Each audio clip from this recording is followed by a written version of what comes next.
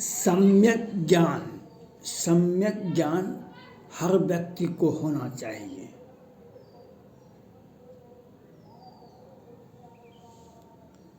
बुद्ध का अष्टांग मार्ग सभी व्यक्ति को होना चाहिए। आज भारत में और खास करके बिहार में एक नई जनवादी और मनुस्मृति, रामचरितमानस, फिर गीता और महाभारत का कहानी नहीं सुनाया जाता है, लेकिन कल तो महाभारत का ज्ञान कराया गया।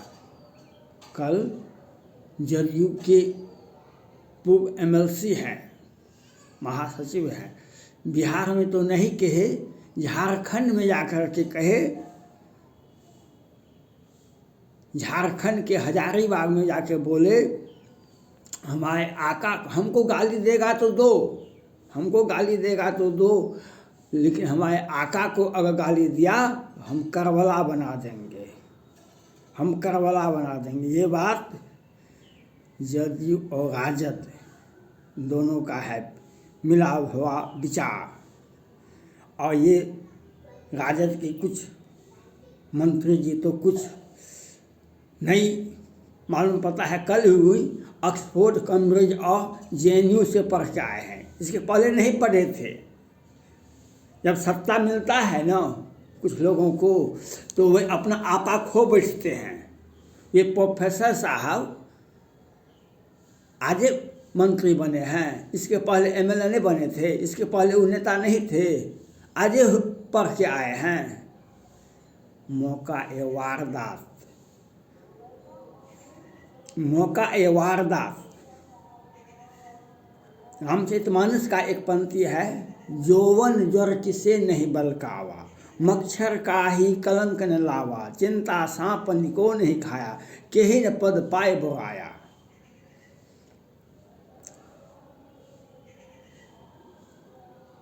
यौवन ज्वर किसे नहीं बलकावा, मच्छर का ही कलंक न लावा, चिंता सांप निको नहीं खाया, केहि न पद पाए बुराया। पद पाने से बड़े बड़े लोग बुरा जाते हैं।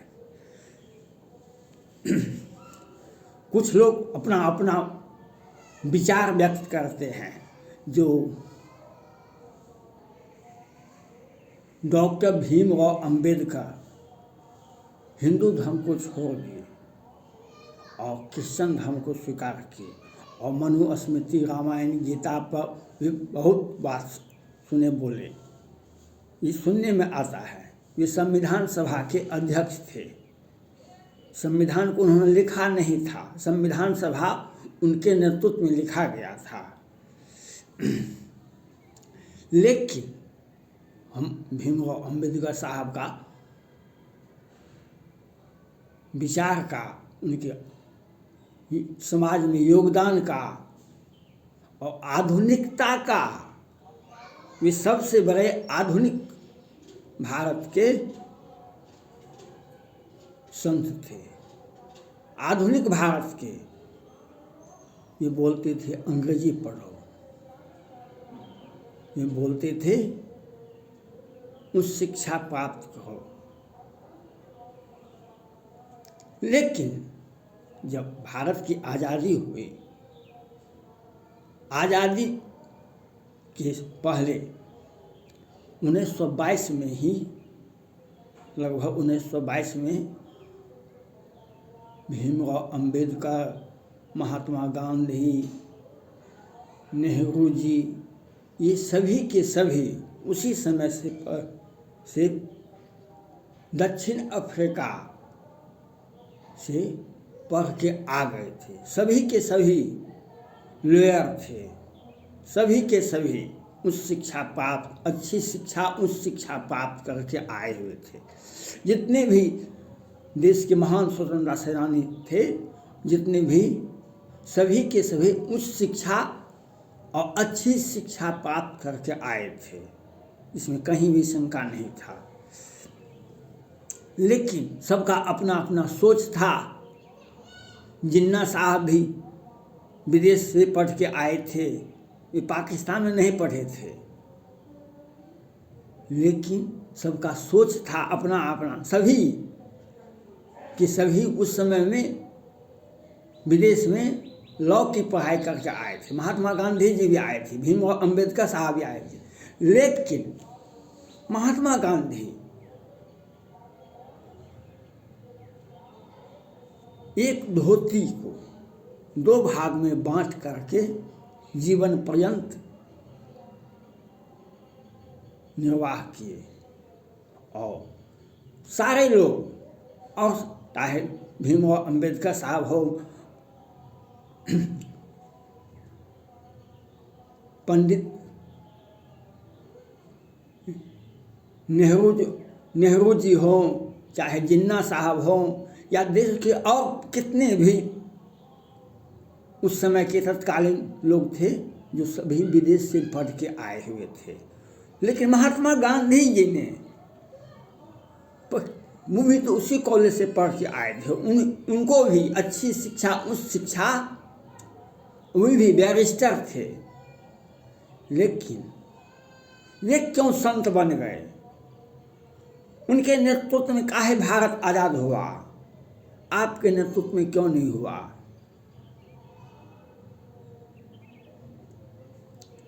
उन्होंने अपने समाज और खास कर उसके बाद, पहले अपने समाज और उसके बाद पूरे भारत का भ्रमण किए, लोगों को देखे।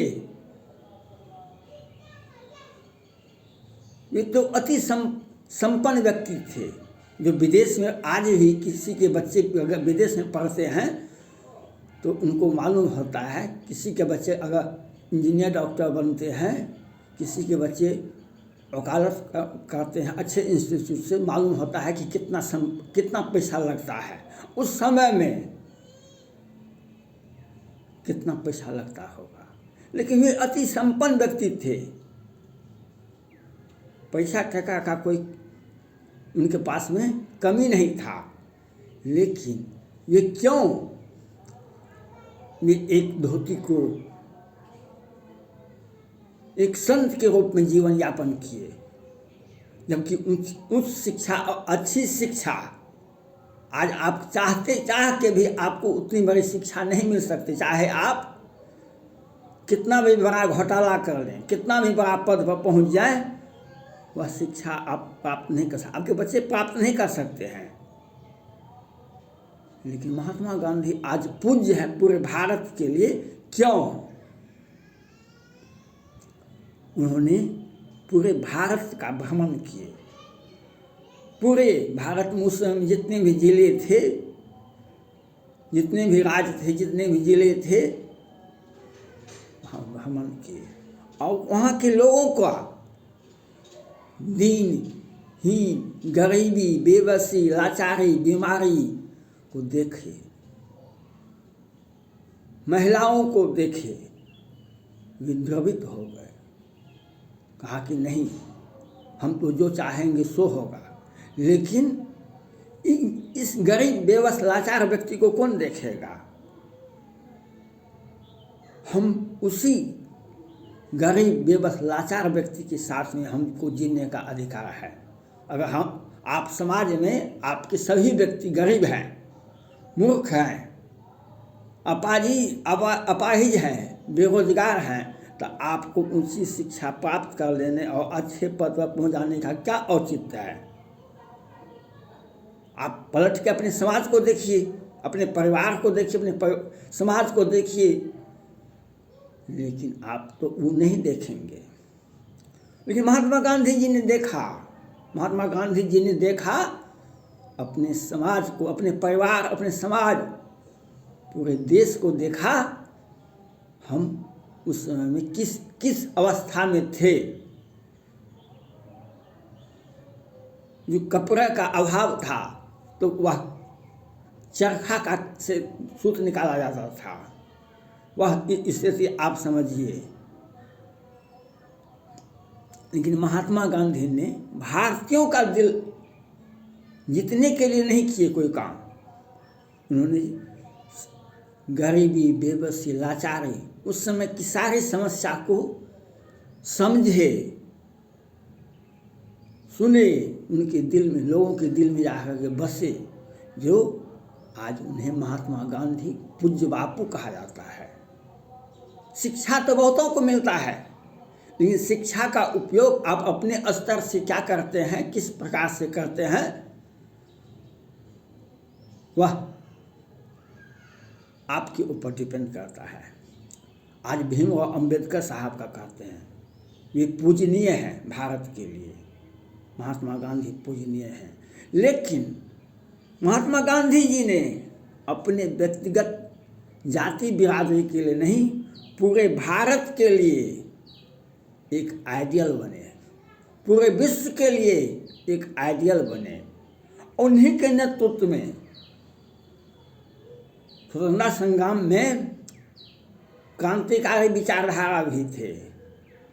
चंद्रशेखर आज़ाद, सुभाष चंद्र बोस, खुदीराम बोस, बिस्मिल्लाह खां, सभी जाति धर्म के लोग थे।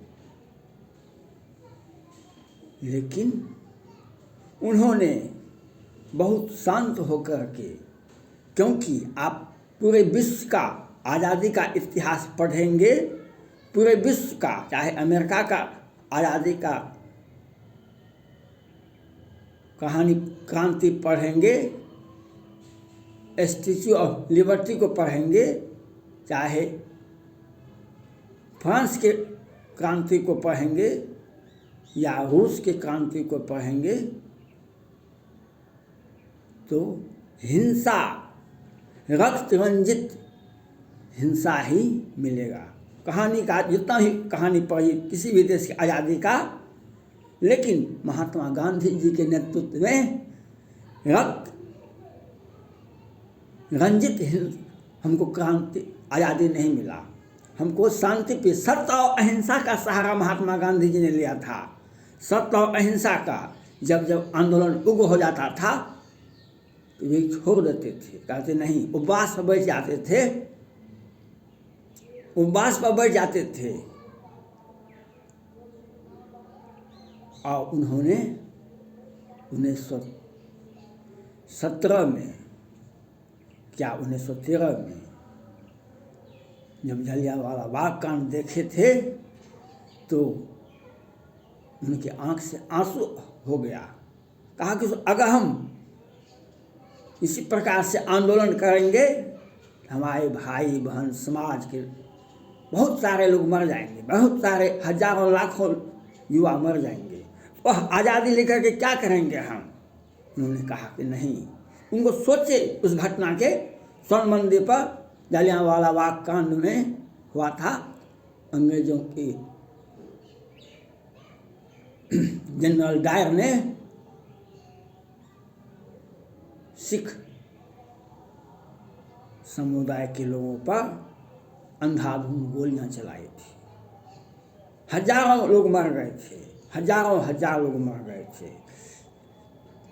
महात्मा गांधी जी उस घटना को देख करके सत्य और अहिंसा का सहारा लिए और एक भारत को